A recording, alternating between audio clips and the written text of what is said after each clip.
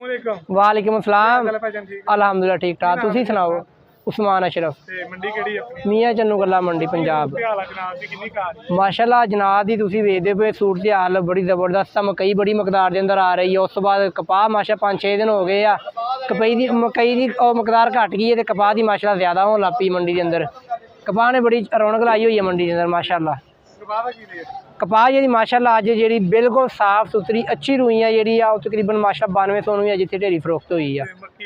मक्की जी बंडा क्वालिटी मकई आ वो तकरीबन 1800 फरोख्त हो रही है। उस तो बाद जी दूजी मकई आ रही साफ सुथरी अच्छी मकई आ वो माशाल्लाह तकरीबन 2000 तो स्टार्ट होंगी है 2000 50 60 70 80 बाद घाट ढेरी अच्छी नहीं साफ सुथरी भी हैगी जी 2100 वेखनी पई है। माशाल्लाह कणक अगे नाल बेहतर हो गई आ ते पहलों तो जमींदार बड़ा रोंदा सी 2500-2600 बेच के जा रहा है। माशाल्लाह अज कुछ बेहतरी नजर आ रही है। उम्मीद है कि आने वाले दिनों के अंदर होर बेहतरी होगी।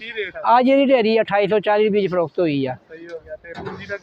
मुंजी माशाल्लाह तकरीबन 4500 4400 4000 के उपर ही माशाल्लाह फरोख्त होंदी पई है।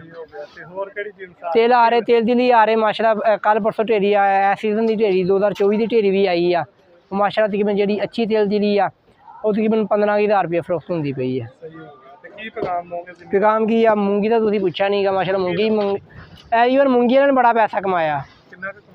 मूंगी तकरीबन पहलों वेखदी हुंदी सी ना 4000 5000 6000 है कनक का घाटा जिन्होंने बीजी है ना उन्होंने माशाल्लाह पूरा कर जाने क्योंकि मूंगी फसल है जी बहुत घट लोग बीजते हैं।